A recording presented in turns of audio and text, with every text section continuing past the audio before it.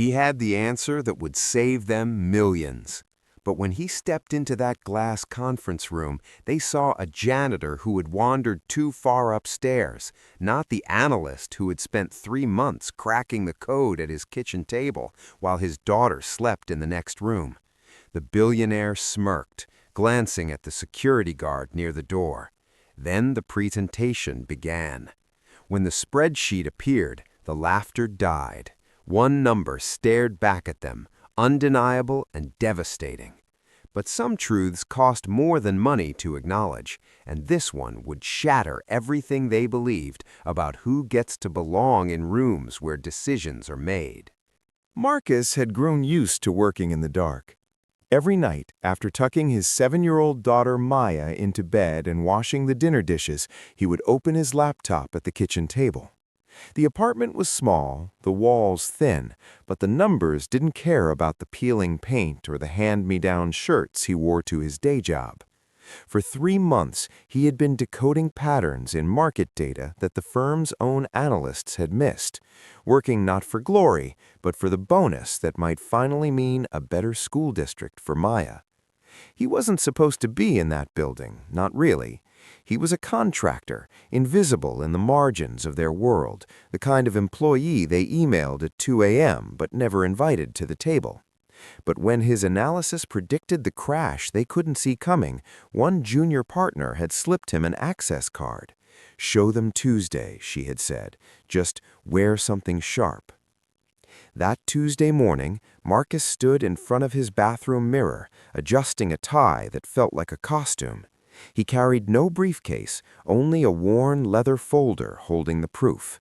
As he walked through the marble lobby, his comfortable shoes squeaked against the floor, and he felt the weight of eyes tracking him, not toward the elevators, but toward the service entrance. He gripped the folder tighter, reciting Maya's favorite bedtime story in his head to steady his hands. He had the answer. He just needed them to see the man behind the assumptions before the clock ran out. The elevator doors opened into silence. 20 faces turned, cashmere and cufflinks, their eyes settling on Marcus like a stain on white marble. He knew that look. The quick calculation of threat level, the silent question of how he'd bypass the security desk. His hand tightened around the folder, the cardboard corners biting into his palm. The billionaire, Richard Vane, sat at the head of the table, swirling scotch that cost more than Marcus's monthly rent. He didn't look up immediately. When he finally did, his gaze traveled from Marcus's shoes, scuffed, practical, to the clearance badge clipped crooked on his borrowed blazer. A smirk tugged at the corner of his mouth. "Lost?" Vane asked. The room chuckled on cue. Marcus stepped forward. "I have the Q3 analysis." "The what?" Vane leaned back, signaling to the security guard lingering by the door. The guard's hand rested on his belt. Marcus felt the heat crawling up his neck, not from fear, but from the sudden crystalline understanding that he wasn't seen as a professional here. He was a glitch, a bug to be removed. "I was invited," Marcus said, his voice steadier than his hands. 3 months of data, the shorts you're missing." Vane exchanged glances with a VP, another smirk.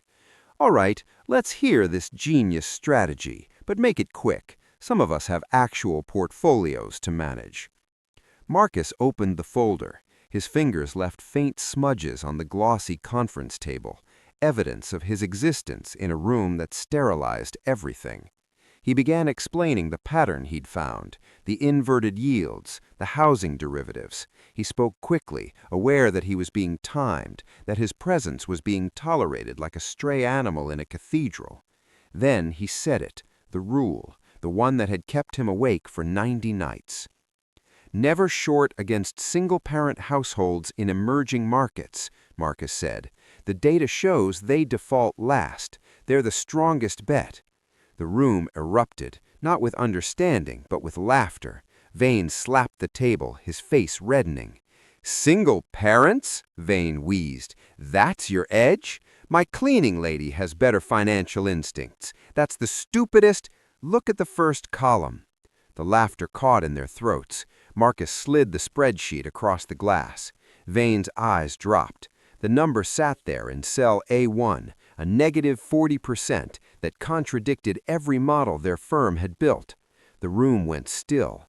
The security guard took a step forward, then stopped, confused by the sudden shift in gravity. Vane's finger hovered over the paper. His mouth opened, closed. And then The silence curdled.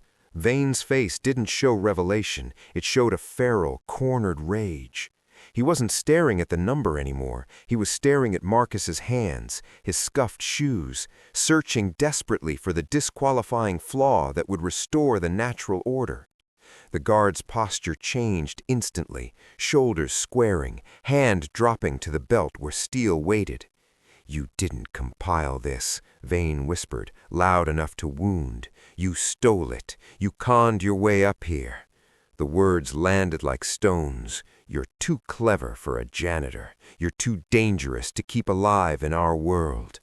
The unspoken truth crystallized. They would sooner believe in theft than in genius wearing the wrong skin. The guard struck, not a blow, but a claim, heavy fingers digging into Marcus's shoulder, twisting his arm behind his back with the practiced efficiency of removing trash. The folder exploded. Papers, graphs, formulas, Maya's crayon drawing he'd tucked inside for luck, snowed down across the Persian rug. Marcus crashed to his knees, cheek pressed against the freezing marble, staring up at 20 pairs of eyes that had shifted from laughter to primal fear.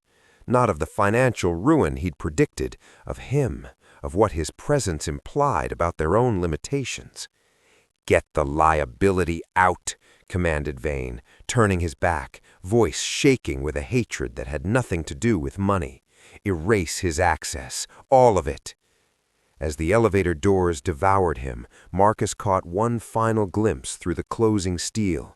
Vane, alone now, reaching with a trembling hand not for the phone, but for that single number, the truth he would have to burn to forget.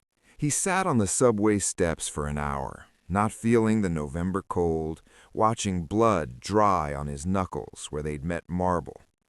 The folder was gone, confiscated, destroyed, or framed as evidence of his trespass. But the numbers lived in his bones, engraved by 90 sleepless nights. 3 weeks later, the firm posted record profits, having pivoted exactly where his spreadsheet had warned. Vane's face appeared on magazine covers, hailed as a visionary who'd sensed the market shift. Marcus's name appeared nowhere. His contractor badge deactivated, his final check withheld for security violations. He did not sue, he did not rage. He went home to Maya, who asked why Daddy was crying while making her oatmeal. He told her he'd seen a ghost. And in a way, he had. He'd seen the ghost of every brilliant mind forced to watch their work wear someone else's face. Every innovation stolen by hands that first demanded to see a badge of belonging. The markets didn't crash that quarter. Maya's school district changed anyway, not through the bonus he'd been denied, but through the night shifts he took to hide the trembling. Years later, when she won a scholarship to the very university that trained Vane's analysts, Marcus smiled. Not because justice had arrived, but because she was visible, unerasable. But how many Marcuses never make it home to try again? How many algorithms, cures, and truths remain buried because the right person wore the wrong skin? The next time you see a visionary celebrated, look closer. Ask who did the math. Ask who paid the price. And ask yourself, what genius are we losing right now, simply because we cannot see past our own glass doors?